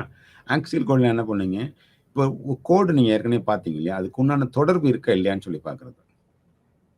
ஏதாவது முக்கியமான இன்ட்ரெஸ்டிங்கான கோட்ஸ் ஏதாவது இருக்கான்னு, அதெல்லாம் ஆக்சியல் கோடிங். செலக்டிவ் கோடில் என்ன பண்ணுவீங்க, இன்டெகிரேட்டிங்க, இந்த கோடு ஒன்றா கனெக்ட் ஆகிருக்கு, எப்படி இது ரெண்டும் வேறுபடுது. ஸோ இதெல்லாம் வந்து கடிக்கிறது என்னது, செலக்டிவ் கோடிங்னு பேர். இப்போ கிரவுண்டட் தியரியை பொறுத்த வரைக்கும் பெரும்பாலும் எப்படி நடந்ததுன்னா, ஒரு ஃபிலாசபிக்கல் அசம்ஷன் இருக்குங்க. ஃபிலாசபிக்கல் அசம்ஷன், அதை ரிசர்ச் மெத்தடை யூஸ் பண்ணி டேட்டா கலெக்ட் பண்ணுவாங்க, டேட்டா அனாலிசிஸ் பண்ணுவாங்க, கம் டு ஆன் ஃபைண்டிங். இதான் வந்து ஒரு மெத்தட். பட் ஆனால் இது வந்து ட்ரெடிஷ்னல் மெத்தட். இப்போ இந்த கிரவுண்டட் தியரியை பொறுத்த வரைக்கும் ஒரு ஆய்வுன்னா இப்படி தானே இருக்கும். ஒரு கேள்வி இருக்கும், அந்த கேள்விக்கு நான் எப்படி படிக்கணும் முறைகள் இருக்கும், டேட்டா கலெக்ட் பண்ணுவீங்க, அந்த டேட்டாவை அனாலிசிஸ் பண்ணுவீங்க, முடிவுக்கு வருவீங்க. ஆனால் கிரவுண்டட் தியரி என்ன பண்ணுன்னு தெரியுங்களா? நீங்கள் டேட்டா கலெக்ட் பண்ணும்போது கோடிங் அண்ட் கம்பேர் பண்ணுவீங்க. எந்தெந்த கோடிங்கை நம்ம முன்னாடி நான் சொன்னேன் இல்லைங்களா, open coding, axial coding, selective coding, இந்த மாதிரி கோடிங் இப்போ எடுப்பீங்க டேட்டாவை. நீங்கள் டேட்டா கலெக்ட் பண்ணும்போது இந்த தகவல்களை நீங்கள் என்ன பண்ணணும், கலெக்ட் பண்ணுவீங்க. சரி, நீங்கள் அடுத்து என்ன பண்ணுவீங்க, கம்பேர் பண்ணுவீங்க இல்லையா? ஒரு கோடிங்கு ஏன் இந்த கோடிங்லேருந்து டிஃபர் ஆகுது, ஏன் இந்த கோடிங்கோட ஓரளவுக்கு ஒத்து போகுது, ஏன் இந்த கோடிங் வந்து அப்படியே அதே மாதிரி இருக்கு, இது கம்பேரிசன். சரி, இது கம்பேர் பண்ணி முடிச்சிங்க. அடுத்து என்ன பண்ணீங்க, ஒரு தியரி டெவலப் பண்ணீங்க. ஓகே, இந்த மாதிரி இருந்தால் பணம் அதிகமாக இருந்தால் இவ்வளோ வளமுடன் இருக்கலாம், பணம் கம்மியாக இருந்தால் அவங்களுடைய ஃபிசியாலஜிக்கல் நீட்ஸ் ஃபில்ஃபில் ஆகலைன்னா சேஃப்டி நீடை பற்றி திங்க் பண்ண மாட்டாங்க, அங்கே சேஃப்டி ரிலேட்டட் பிரச்சனை நிறையா இருக்குன்னு கண்டுபிடிக்க முடியும். தியரி டெவலப் பண்ணுறது. தியரி டெவலப் பண்ணுறீங்க, கிரவுண்ட் தியரி அதோட நின்றமான கிடையாது, அதை டெஸ்ட் பண்ணும், டெஸ்டிங் த தியரி. இதான் ஒரு கிரவுண்டட் தியரியில் இருக்கக்கூடிய ஒரு முக்கியமான ஒரு பண்பு. ஸோ உங்களுக்கு வந்து இது வந்து முக்கியமான ஒரு குவாலிட்டேட்டிவ் ரிசர்ச் மெத்தட். அடுத்த மெத்தட் என்ன பார்த்தீங்கன்னா ஃபோக்கஸ்ட் குரூப் டிஸ்கஷன் சொல்லுவாங்க. Focus group discussion. ஒரு ஃபோக்கஸ் குரூப் டிஸ்கஷன் கண்டக்ட் பண்ணோம்னா அதுக்கு நிறைய ஸ்டெப்ஸ் இருக்கு. முதல்ல என்ன பண்ணும், யாரை பயன்படுத்த போறீங்க உங்க ஆய்வுக்கு, 6லேருந்து 10 பேரை செலக்ட் பண்ணுங்க. சில பேர்லாம் பேசவே மாட்டாங்க. ஃபோக்கஸ் குரூப் எடுக்கக்கூடாது. ஃபோக்கஸ் குரூப்னா ஒரு தலைப்பு பற்றி தெளிவான ஒரு தகவல்களை தரக்கூடிய நபர்களை அந்த குழுவில் சேர்த்துக்கணும். சரி, சேர்த்துட்டீங்க, அடுத்து என்னங்க, you have to choose a moderator. Moderate யார் பண்ணுவான், ஒரு நபர் இருப்பார், இது பண்ணுங்கன்னு சொல்லுவார் இல்லையா, மாடரேட்டர். யார் மாடரேட், அவர் தான் வந்து சில பேர் எங்கேயாவது ஸ்டக் ஆனாங்கன்னா அந்த கேள்வி எடுத்து கொடுப்பார். பேனல் டிஸ்கஷன் பார்த்துருப்பீங்க இல்லையா, ஃபோக்கஸ் குரூப் டிஸ்கஷனில் ஒரு மாடரேட்டர் என்ன பண்ணுவார், ஓகே இன்னைக்கு என்ன நடக்குதுன்னு கேள்வி கேட்பார். இந்த கேள்விக்கு என்ன பதில், உங்களுடைய ஒப்பீனியன் என்ன, அந்த மாதிரி கேள்வி கேட்கும்போது அது என்ன பண்ணும், அடுத்த ரவுண்ட் அப்படியே எல்லாரும் வருவாங்க. சரி, அந்த ஃபோக்கஸ் குரூப்பில் அவர் மாடரேட் பண்ணும்போது ஒவ்வொரு நபர்களும் அவங்களுடைய பதிவை சொல்லுவாங்க இல்லையா, அந்த பதிவு என்ன பண்ணுவாங்க, ரெக்கார்ட் பண்ணணும். ரெக்கார்ட் பண்ண மட்டும் நமக்கு தெரியும். ஓகே, ரெக்கார்ட் பண்ண தகவல் என்ன பண்ணும், வி ஹேவ் டு அனலைஸ், கிளியராக அனலைஸ் பண்ணும். ஓகே, ஸோ இந்த ஃபோக்கஸ் குரூப்பில் என்ன சொல்ல வராங்க, ஒருத்தர் நல்லா படிக்கிறதுக்கு என்னென்ன காரணம், குடும்ப சூழ்நிலை, அவர் நேரம் எவ்வளோ நேரம் ஸ்பெண்ட் பண்ணுறாரு, அவரோட மோட்டிவேஷன், அவருடைய படிக்கும் முறைகள் எல்லாமே முக்கியமான காரணம்னு சொல்கிறாங்க. You have to generate a report இல்லையா. இப்போ இதெல்லாம் என்ன பண்ணுவாங்க, ஃபோக்கஸ் குரூப்பில் முக்கியமான ஒரு கூறுகள்னு சொல்லுவாங்க. சரி, இதெல்லாம் பண்ணி முடிச்சதுக்கப்புறம் ஃபோக்கஸில் என்ன பண்ணுவாங்கன்னா, நம்ம கிடைச்ச தகவல்களை திட்டமிடுதலுக்கு பயன்படுத்துவாங்க. முன்னாடி பின்னாடி என்னென்ன பண்ணக்கூடாதுன்ற பார்த்தீங்கன்னா ஒரு தகவல் சரியாக வருங்க. சரி, ஒரு நல்ல சரியான ஃபோக்கஸ்ட் குரூப் ரிசர்ச் பண்ணணும்னா என்ன பண்ணும், பார்ட்டிசிபெண்ட்ஸ்க்கு வந்து ஈக்குவல் ஆப்பர்ச்சுனிட்டிஸ் கொடுக்கணும்.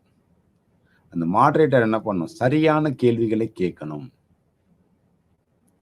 அந்த பார்ட்டிசிபெண்ட் என்ன பண்ணணும், 6லேருந்து 10 பேர் இருக்காங்கன்னா they feel comfortable. எஸ், நான் வந்து ரொம்ப கம்ஃபர்டபுளாக இருக்கேன், நான் இதுக்கு ஆன்சர் சொல்ல விரும்புகிறேன், அந்த மாதிரி எடுக்கணும். அப்போ தான் என்ன பண்ணும், அந்த ஃபோக்கஸ் குரூப் சக்ஸஸ்ஃபுல்லாக இருக்கும்.